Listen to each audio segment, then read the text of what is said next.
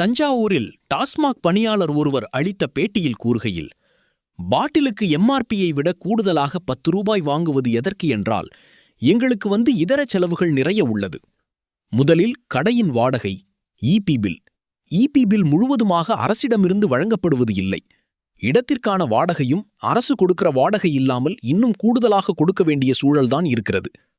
அடுத்து அட்டைப்பெட்டிக்கான பணத்தை நாங்கள் திரும்ப கட்ட வேண்டும். 4 பெட்டிக்கு 1 கிலோ வேஸ்டுக்கு பணம் கட்ட வேண்டியுள்ளது. இதனையெல்லாம் சேகரித்து வைப்பதற்கான இடமே இல்லை. அந்த இடத்திற்கான வாடகை கொடுக்க வேண்டியுள்ளது.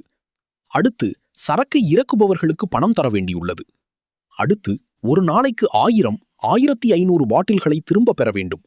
அதனை சேமித்து வைக்க இடவசதிக்காக பணம் தேவைப்படுகிறது. அதுவும் பாட்டில் ஒப்பந்ததாரர்கள் 2 அல்லது 3 நாட்களுக்கு ஒருமுறைதான் எடுக்க வருகிறார்கள். எனவே பாட்டிலை சேமிக்கும் இடத்திற்கான வாடகையை நாங்கள்தான் கொடுத்து கொண்டிருக்கிறோம். இதனையெல்லாம் எப்படி கொடுக்க முடியும்? அதேபோல் டாஸ்மாக் கடையில் பாட்டிலை வாங்குவதற்கு ஆள் கிடையாது. கடையில் உள்ள பணியாளர்கள் ஸ்கேன் செய்ய வேண்டும், ஸ்டிக்கர் ஒட்ட வேண்டியிருக்கிறது. ஆள் பற்றாக்குறை இருக்கிறது. பாட்டிலை திரும்ப பெறுவதற்கு தனியாக நாங்களே ஆள் போட்டிருக்கிறோம்.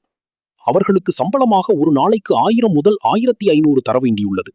இவ்வளவு சிரமங்களுக்கு நடுவில்தான் நாங்கள் கடைகளை நடத்தி வருகிறோம். இந்த செலவுகளையெல்லாம் அரசு ஏற்றுக்கொண்டால் எம்ஆர்பிக்கு மேல் வாங்க மாட்டோம். அதேபோல் ஒரு சராசரி மனிதனின் சம்பளம் எவ்வளவு என்பதை கணக்கிட்டு அந்த சம்பளத்தை எங்களுக்கு வழங்க வேண்டும். 23 ஆண்டுகளாக பணியாற்றி வருகிறோம். எங்களில் பலருக்கு அப்போது திருமணமாகவில்லை. இப்போது அனைவருக்கும் குடும்பம், குழந்தைகள் என்று உள்ளது. குழந்தைகளின் படிப்பு, வீட்டு வாடகை என செலவுகள் இருக்கிறது. இதனை கணக்கிட்டு வழங்க வேண்டும். ஏன் அப்போது குறைந்த சம்பளத்திற்கு வேலைக்கு வந்தோம் என்றால், அந்த நேரத்தில் வேலையில்லா திண்டாட்டம் இருந்தது. எனவே படித்த பட்டதாரிகள் அனைவரும் டாஸ்மாகில் வேலைக்கு வந்தோம். இன்று வரை 23 ஆண்டுகளில் 12,000, 13,000ற்கு தான் வந்துள்ளோம். வருடத்திற்கு 1000 உயர்த்தியிருந்தாலே இன்று 23,000 சம்பளம் ஏறியிருக்கும். எங்கள் குறைகளை சரி செய்தால் எல்லாமே சரியாகிவிடும். கூடுதல் விலை விற்பதற்கான வாய்ப்பு இல்லை என்றார். தமிழகத்தில் டாஸ்மாக் கடைகள் மூலம் அரசு மதுவை விற்பனை செய்கிறது. கோவை மாவட்டத்தில் மொத்தம் 254 டாஸ்மாக் கடைகள் செயல்பட்டு வந்தன. அதில் நேற்று 4 டாஸ்மாக் கடைகள் மூடப்பட்டன. எனவே தற்பொழுது 288 டாஸ்மாக் கடைகள் உள்ளன. இந்நிலையில் சில டாஸ்மாக் கடைகளில் எம்ஆர்பி விலையை விட ஒரு பாட்டிலுக்கு கூடுதலாக ரூபாய் 10 வசூல் செய்யப்படுவதாக கூறப்படுகிறது. மது பாட்டில் திரும்ப பெறும் திட்டம் காரணமாக ரூபாய் 10 கூடுதலாக வசூலிக்கப்பட்டதாக கூறப்பட்டது. மேலும் கோவை மாவட்டத்தில் உள்ள சில டாஸ்மாக் கடைகளில் ஒரு பாட்டிலுக்கு விலைப்பட்டியலில் உள்ள எம்ஆர்பி விலையை விட ரூபாய் 10 கூடுதலாக வசூலிக்கிறார்கள். குறிப்பாக ஒரு குவார்ட்டர் ரூபாய் 140 என்றால் ரூபாய் 150க்கு விற்பனை செய்கிறார்கள். 10,000 பாட்டிலுக்கு ரூபாய் 10 கூடுதல் வசூல் செய்தால் ரூபாய் 1,00,000 வரை ஈட்டிவிடுகிறார்கள். புதிதாக பொறுப்பேற்றுள்ள அரசு டாஸ்மாக் கடைகளை மூடுவதை வரவேற்கிறோம். அதே நேரத்தில் இதுபோன்ற கூடுதல் விலைக்கு மது விற்பனை செய்யும் கடைகளை கண்டறிந்து நடவடிக்கை எடுக்க வேண்டும் என்றும் மதுப்பிரியர்கள் கோரிக்கை விடுத்துள்ளார்கள். ஆனால் தற்போது அந்த திட்டம் அமலில் இல்லாததால் டாஸ்மாக் கடைகளில் பாட்டில்கள் திரும்பப் பெறப்படுவதும் கிடையாது.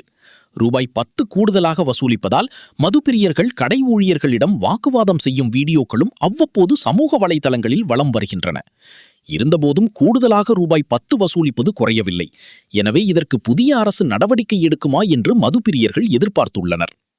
பாட்டிலுக்கு 10 ரூபாய் ஏன் என்ற விவகாரம் டாஸ்மாகில் கூடுதல் வசூல் குற்றச்சாட்டை மீண்டும் பேச வைத்துள்ளது.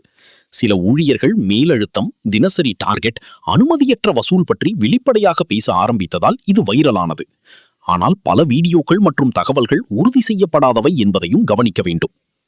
அதே நேரத்தில் முதல்வர் விஜய் திட்டம் என்ன என்ற கேள்வியும் அரசியல் வட்டாரத்தில் அதிகம் பேசப்படுகிறது. நடிகர் விஜய் தலைமையிலான தமிழக வெற்றிக் கழகம் கட்சியின் 2026 அரசியல் நோக்கம் குறித்து பல செய்திகள் வெளியாகியுள்ளன.